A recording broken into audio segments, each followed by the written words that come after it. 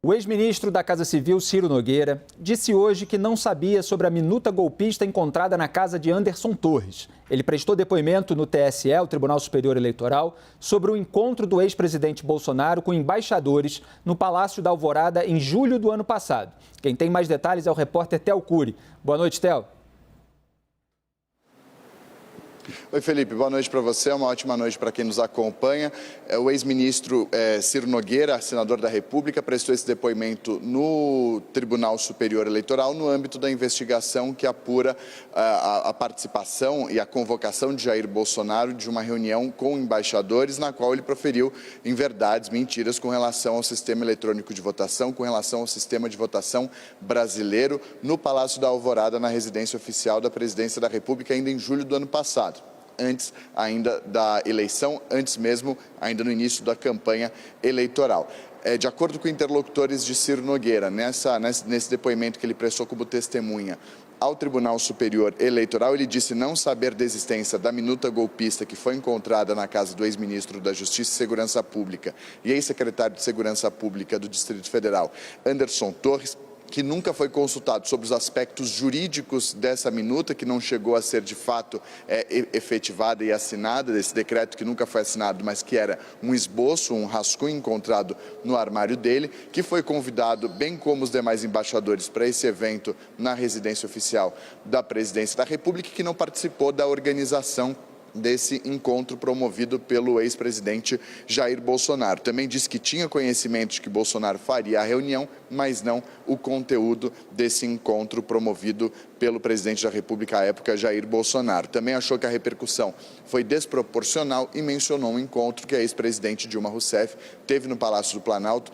com juristas e com embaixadores que foram convidados para que ela, de acordo com ele, acusasse o golpe que estaria sofrendo durante o processo de impeachment que culminou no afastamento dela da presidência da República naquele ano. Felipe. Muito obrigado, Theo, pelas informações. Vamos começar o debate. Raquel Landim, boa noite. Acho que vale lembrar um pouco a história do Ciro Nogueira também, esse personagem tão emblemático ali do Centrão.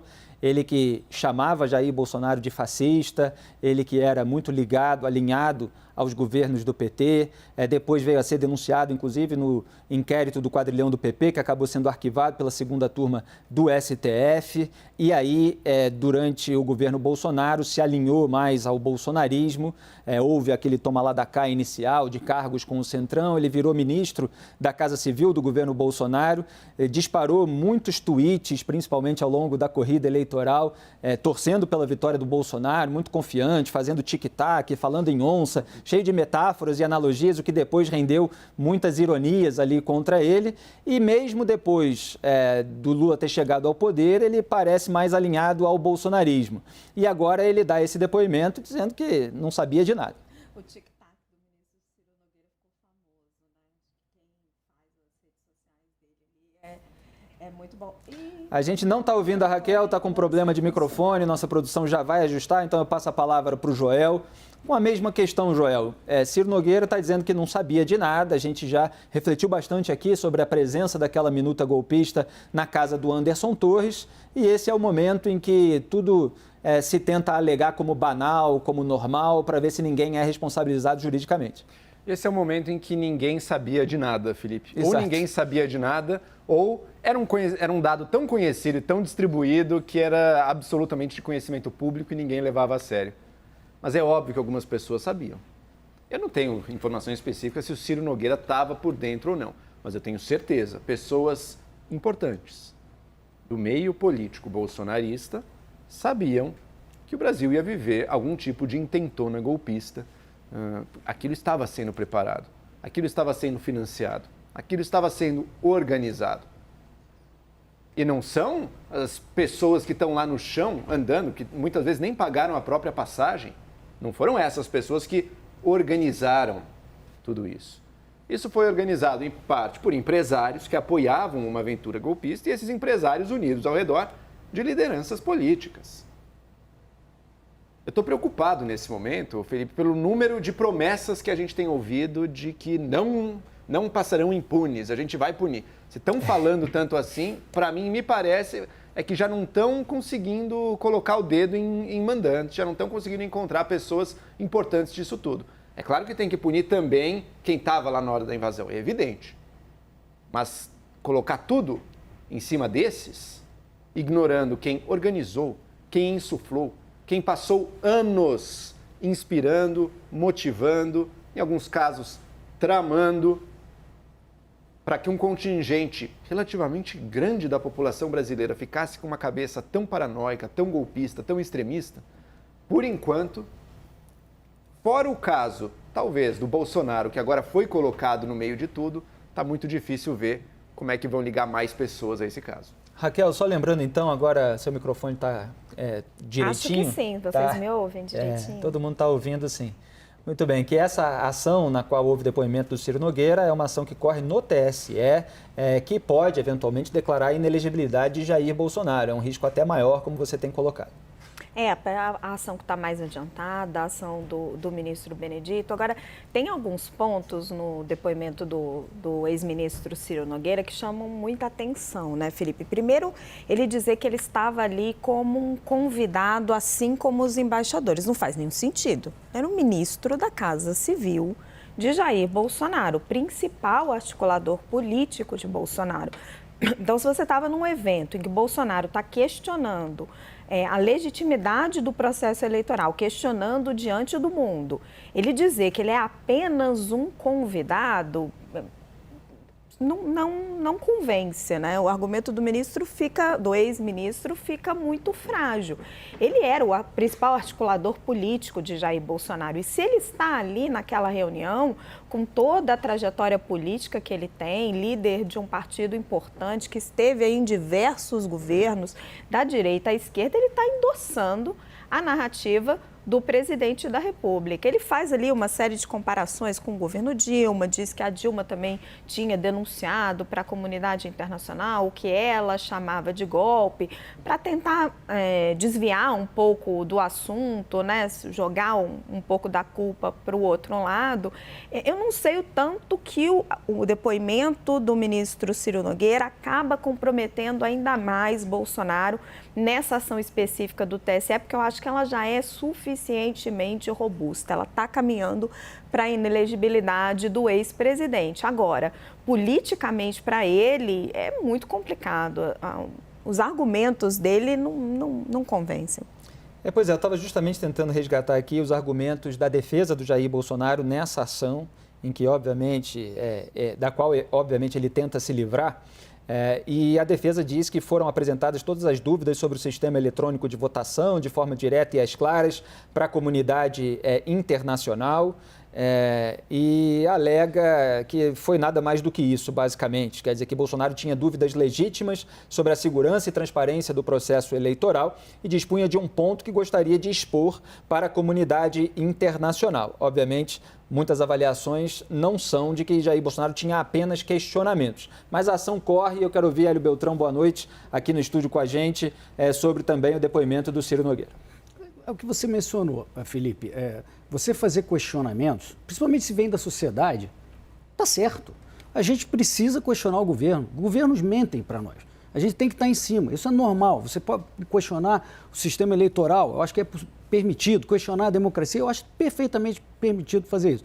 O que eu acho inaceitável é o presidente Bolsonaro, que estava participando desse pleito e aceitou essas regras do jogo, e ele questionar a própria métrica pela qual ele estava sendo julgado para o resultado das eleições. Ou seja, ele estava desacreditando previamente um possível futuro resultado contra ele. Isso é inaceitável. E ele foi eleito por essa mesma urna em 2018. Isso que eu acho uma maluquice. Agora, como presidente, antes como deputado federal várias vezes. Várias vezes. Então, o que eu acho que muitas vezes a gente, no afã de tentar criticar o que a gente acha exageros, a gente acaba cometendo outros exageros. É isso, falar, não pode mais se questionar o sistema eleitoral, não pode mais se questionar abusos de algum poder da República ou da democracia, o que quer que seja. Pode sim, tem que ficar em cima, governo mente. O que não pode é fazer isso que ele fez, ou fazer um ataque direto né, ameaçador contra as instituições. Isso O que não governo, pode. no caso, é o dele, né? Ele estava questionando ali, ou atacando, né? A depender da interpretação, claro, o Tribunal Superior Eleitoral. Diga, João. Ele não estava ali apenas, primeiro, levantando dúvidas inocentes sobre será que a urna funciona direito. Primeiro ponto, se a pessoa tem uma dúvida sincera, ela procura discutir, se informar com quem trabalha com aquele assunto, técnicos do TSE, técnicos da urna eletrônica. O Bolsonaro foi discursar para diplomatas de todos os países para enlamear, para sujar a própria credibilidade da democracia e das eleições no nosso país. De um processo eleitoral que ele mesmo participava. Pior ainda, Pois exato. é. Como presidente da República. Usando a estrutura. Usou a estrutura de divulgação, usou a TV Brasil como estrutura para divulgar o seu discurso político, que era um discurso, também era, em certo sentido, eleitoral, porque essa foi uma das bases, infelizmente, das bandeiras políticas dele, mas pior do que isso até, era também um discurso flagrantemente, diretamente, de ataque às eleições brasileiras. Não foi a primeira vez. O Bolsonaro chegou a dizer no passado, antes desse discurso, lá em 2020, disse que as eleições de 18 tinham sido fraudadas e que ele tinha provas, isso estava dito. Ele chegou a dizer num momento que se não tivesse voto impresso, não teria eleição. Essa reunião com os embaixadores foi a culminação disso. E, de novo, não era algo inocente, porque ele estava sinceramente em dúvida, não. Era parte de um projeto a consequência a gente todos nós vimos, que é o seguinte, é uma parte da população formada num extremismo, formada nas fake news, totalmente, intencionalmente desinformada para atacar a nossa democracia. Não é, e eu concordo com você, é legítimo levantar dúvidas, isso sempre é legítimo, isso eu sempre fui contra também, quem não quer nem debater, não, debata, mostre que é sólido, dê os motivos pelos quais é sólido o sistema, mas o que o presidente estava fazendo não era isso, nem pela intenção e muito menos pelos meios. Então, mas aí eu tenho um ponto de divergência em relação a vocês. Eu não acho que é legítimo questionar o sistema eleitoral. Eu acho que se você não tem nenhuma evidência, assim, você não pode questionar e colocar em dúvida algo que você não tem nenhuma evidência de que está errado. Você está colocando em dúvida a própria democracia. Você está ajudando a disseminar as fake news. É diferente, por exemplo, quando acontece uma eleição específica, você tem evidências de fraude, você tem evidências de compra de golpe. Agora, você simplesmente levantar uma bandeira e questionando e jogar para o outro, para o TSE, para o Supremo Tribunal Federal, a missão de mostrar a legitimidade do sistema, alto lá. Você está questionando a democracia brasileira, está questionando o próprio sistema democrático, você está disseminando fake news. Isso não tem, tem legitimidade tem que nisso. Mostrar que é sólido. E ela tem os pontos para mostrar que é sólido. De que não era sólido? Concordo, mas se eu levanto aqui e pergunto, eu não acredito que, enfim, que a lei da gravidade exista. Vai vir alguém tentar me... Eu estou errado, estou completamente errado, eu estou tolo, ou seja lá o que for. Mas ser preso, né? Existem argumentos para mostrar, olha, realmente existe, por isso, isso e isso. Eu posso aprender, eu posso continuar me negando, essa é outra coisa também. Mas desde que eu não haja, por exemplo, então eu vou entrar na obra pública do governo contra o funcionamento da física. Daí não, daí você está cometendo um crime. Agora, a partir do momento que você traz dúvidas acerca do funcionamento, isso eu acho legítimo. E mais, na sociedade de hoje, que as pessoas têm as ferramentas para se comunicar e para expor seu pensamento, isso é inevitável também. As pessoas Vamos ouvir o pessoal do telão, Raquel, por favor, para a gente botar todo mundo na roda aqui. O advogado Cacai participa com a gente. Boa noite, Cacai. Quero ouvir sua avaliação sobre essa ação no TSE, que foi originada ali daquela reunião de Jair Bolsonaro, então presidente, com embaixadores, e que agora teve esse depoimento do ex-ministro da Casa Civil, Ciro Nogueira, dizendo que não sabia da minuta golpista encontrada na casa do Anderson Torres. Olha, em primeiro lugar, obrigado pelo convite, é uma alegria falar com vocês. Eu espero realmente que o Ciro não soubesse, porque eu sou advogado do Ciro, até quando fiquei sabendo hoje que ele estava no TSE, mandei uma mensagem para ele e falei, você é o seu advogado, está depondo sem me consultar? Ele disse, não, eu sou testemunha do Bolsonaro, não poderia te consultar. Eu não tenho dúvida da gravidade desse processo. Aí nós temos dois pontos que têm que ser, do meu ponto de vista, explorados. A inelegibilidade me parece patente, por tudo que ele fez ao atacar especificamente a justiça eleitoral, especialmente, mas o Poder Judiciário como um todo.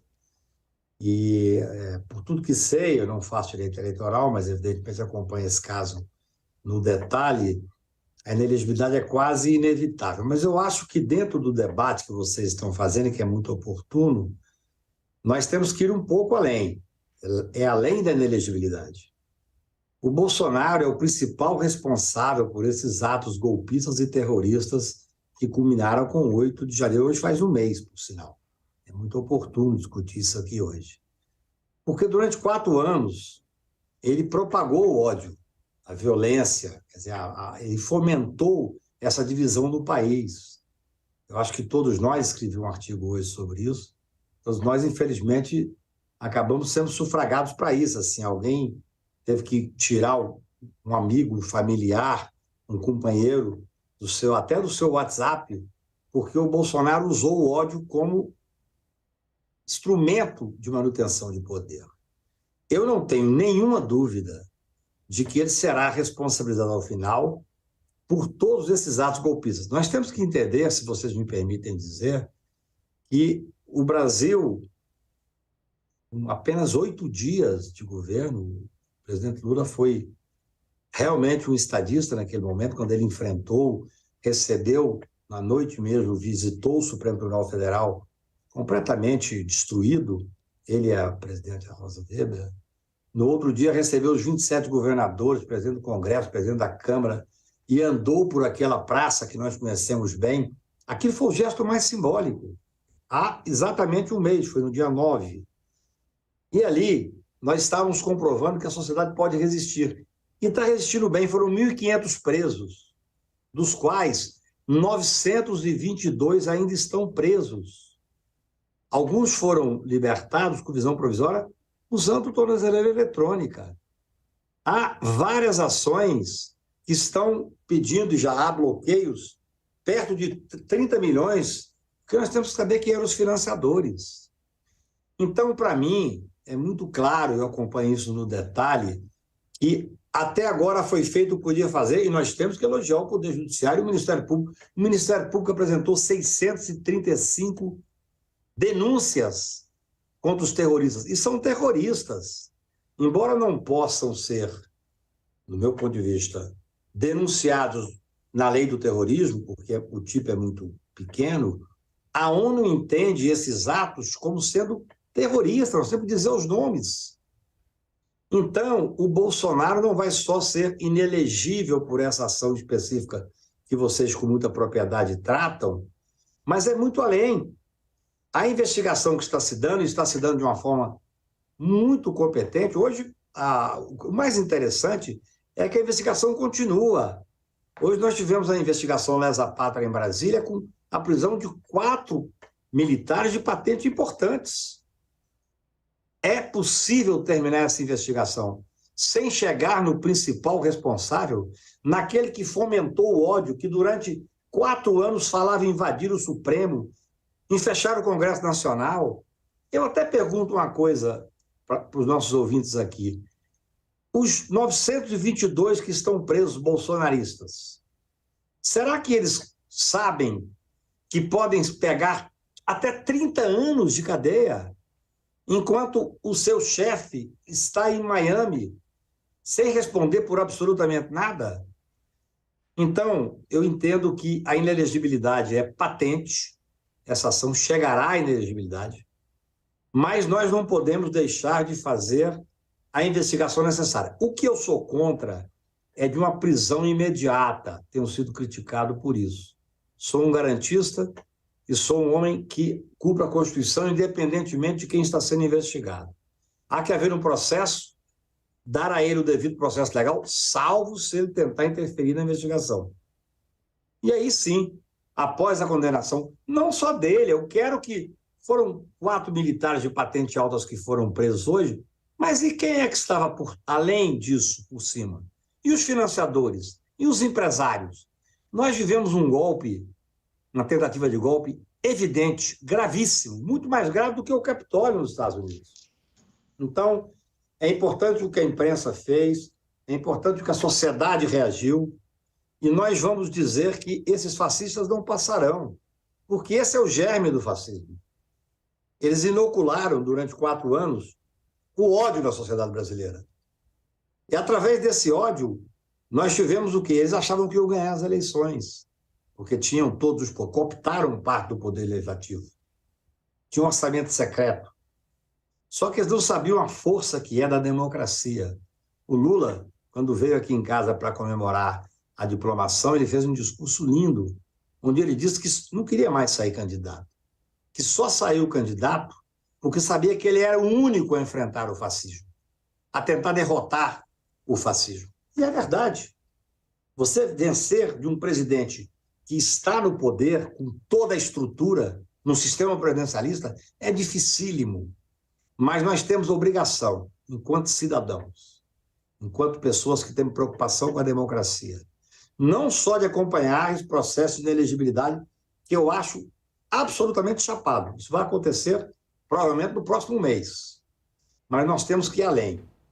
A sociedade brasileira tem que exigir para que a gente possa ter uma paz social. O Brasil só se encontrará numa paz social se nós chegarmos aos responsáveis por esse ato golpista, terrorista que ocorreu há exatamente um mês atrás. Obrigado, Cacá. E a gente tem Samantha Meyer também para ouvir agora. Vamos ouvir, Samantha. Boa noite, seja bem-vindo mais uma vez no Arena. Queria a sua avaliação dessa ação no TSE com esses novos elementos, como o depoimento do Ciro Nogueira, ex-ministro-chefe da Casa Civil. Boa noite, Felipe. Boa noite a todos. Eu também concordo com o Cacá. Eu acho que essa questão da inelegibilidade do Bolsonaro é uma ação que está avançada, é o que tudo indica. Isso vai se confirmar. Eu acho que questionar o processo eleitoral é sempre bem-vindo e faz parte da democracia o questionamento, mas dentro de um limite de razoabilidade. Você atacar um sistema pelo qual você foi eleito não faz o menor sentido. Ou entrar com uma ação questionando o primeiro turno e não o segundo turno de uma eleição também não é razoável. Só vou fazer uma ponderação no que diz respeito à questão da oitiva do Ciro Nogueira como testemunha. É claro que vai ter que ser provado qual a participação ou não dele, mas ele está presente lá como ministro da Casa Civil, me parece algo natural para quem é ministro. A única questão que perguntaram para ele sobre a minuta golpista, vou fazer só uma análise do ponto de vista jurídico. A gente está usando muito essa palavra golpista. Só que golpe é quando a gente vai contra a ordem constitucional ou quando a gente revoga a Constituição.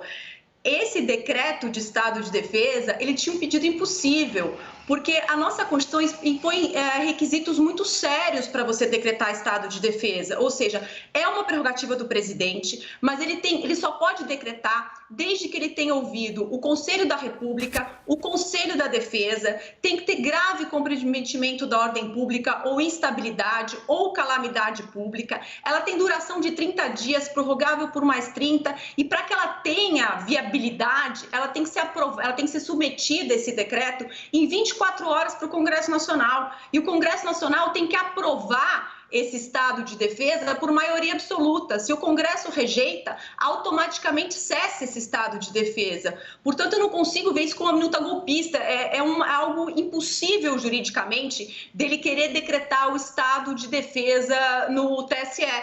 Então, não é um golpe porque é uma previsão na Constituição, mas o motivo, o objeto dessa decretação de estado de defesa era impossível juridicamente. Quem tem o mínimo de conhecimento jurídico sabe que isso seria inviabilizado, porque o nosso sistema constitucional ele coloca traves. O presidente da República não pode tudo. Ele tem prerrogativas, mas a gente está num Estado democrático de direito, onde você tem que seguir as leis e a Constituição faz muito bem esse sistema de freios e contrapesos, o que inviabilizaria por completo, ainda que esse decreto fosse publicado, que ele fosse efetivamente cumprido. Mas, voltando à questão da posição do presidente Bolsonaro, entendo que questionamentos são naturais do processo. Agora, você atacar um sistema pelo qual você foi eleito não faz o menor sentido e você vai ser responsabilizado legal e politicamente.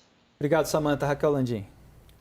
Eu continuo discordando. Assim, eu acho que o único ponto problemático é apenas essa reunião em que Bolsonaro questiona o sistema pelo qual ele foi eleito ali diante dos embaixadores. Isso sim é um problema muito grave. Mas o que nós assistimos no Brasil, esse questionamento amplo do sistema eleitoral, que está sendo feito essa defesa, isso foi o que nos trouxe até aqui. Porque se você questiona algo sem o mínimo de evidência, sem o mínimo de prova, o que você está fazendo é disseminando fake news. É isso que nos trouxe até aqui. A liberdade de expressão, e sou jornalista, defendo a liberdade de expressão, a gente vai ter que repetir isso 1000 vezes. Ela não pode ser usada para você fazer apologia ao crime, para você disseminar fake news. Se você começa a questionar o sistema eleitoral, você começa a questionar o voto impresso, depois você começa a questionar inserções de rádio, você vai colocando um questionamento falso atrás do outro, você vai formando esta turba que invadiu Brasília e que depredou os 3 prédios dos poderes. Foi isso que aconteceu no Brasil. Uma coisa não pode ser usada de desculpa para outra. Para você que fazer questionamentos sérios e não cometer crime, não fazer apologia a crime e não estar disseminando fake news, você tem que ter evidências do que você está falando. É preciso ter ocorrido um problema com as urnas eletrônicas. É preciso ter evidências de que teve um problema, de que teve uma fraude, de que numa eleição específica aconteceu alguma coisa. O que o presidente Jair Bolsonaro fez ao longo do tempo, todos os seus apoiadores e muita gente na imprensa e muitos defensores do bolsonarismo que agora vão dizer, não, alto lá, Bolsonaro tem que ser responsabilizado. Olha o que ele fez nessa reunião com os embaixadores, foi legitimar esse discurso. E muitas vezes o esclarecimento da justiça eleitoral não chega a essas pessoas que estão se tornando imbecis por essa bolha criada por essa rede de pessoas. E aí o que acontece? O que acontece é o que nós assistimos no dia 8 de janeiro. Então é preciso ter mais responsabilidade com esse tipo de discurso. Raquel, posso pontuar uma coisa? Claro. Acho perfeito você dizer, claro, a comunicação precisa de mais responsabilidade. Quem mente, quem faz acusações mentirosas, ainda mais ocupando o cargo, tem que responder sim por isso. E mesmo quem não tem cargo, Joel, quem tem espaço na opinião pública tem que ter responsabilidade. Deve ter uma responsabilidade, mas não necessariamente pela lei. Não necessariamente porque a lei vai te punir se você falar uma opinião errada ou sobre democracia, ou sobre, enfim, economia, ou sobre se o impeachment foi golpe ou não foi golpe. Todas essas opiniões que vão ao centro da democracia, do funcionamento da sociedade. Quer dizer, você precisa ter um espaço de discutir isso. Às vezes a pessoa vai errar, às vezes a pessoa vai levantar um questionamento frágil, um questionamento que depois é facilmente derrubado. E o que as autoridades, não tanto as autoridades do Estado, mas também as autoridades do conhecimento, e está aí o jornalismo também precisa fazer, é perceber que no nosso mundo de hoje, que as pessoas têm nas mãos o meio, o megafone para fazer o seu questionamento, eles vão ter que ter uma postura mais proativa também. Né? Olha como faltou proatividade da Justiça Eleitoral, por exemplo. Em alguns pontos, eu até concordo, eu acho que se uma eleição está em risco, você pode sim ir atrás de quem está disseminando mentiras, acusando e pode colocar a eleição em risco, mas não tem ilusões. Não é isso que vai resolver, porque isso é uma saída de curtíssimo prazo para garantir uma eleição. Depois, você segue tendo uma população que está buscando opinião, que está buscando informação e você vai ter que chegar até eles. Esse é o desafio. O ponto é o seguinte, você discute isso na sua rede social particular, dependendo do alcance que você tem, porque se você é parlamentar ou você é formador de opinião pública, você tem responsabilidade sim, você discute isso na roda com seus amigos, na mesa de bar. Agora, uma empresa de comunicação tem responsabilidade pelas opiniões que ela coloca e uma rede social tem também responsabilidade pelo que ela publica. Só relembrando aqui que essa ação aponta que o Bolsonaro teria usado a estrutura, quer dizer, usou, né? A estrutura do Palácio da Alvorada para reunião com embaixadores, com o objetivo de atacar, isso é a alegação da ação, a integridade do sistema eleitoral. Uma ação do PDT, o mesmo partido do Ciro Gomes, que aponta a suposta prática de abuso de poder político e uso indevido dos meios de comunicação. Então, só estou falando isso para separar, que uma coisa é o debate sobre questionamentos. eles podem existir e em que sentido? Por exemplo, eu muitas vezes considero questionamentos com premissas falsas voltadas contra alguém ou contra alguma instituição, isso pode ser considerado um ataque. Daí a responsabilização jurídica, penal, etc., é um outro caminho que aí precisa ser analisado caso a caso. Agora, o presidente da República reunir embaixadores, usando a estrutura do Palácio do Planalto, também está sendo ali enquadrado por alguns que defendem mais rigor nessa ação, como uma propaganda eleitoral antecipada, quer dizer, ainda tem esse fator. Então, é uma outra questão que envolve o exercício do cargo, o uso da estrutura e esses abusos em corrida eleitoral.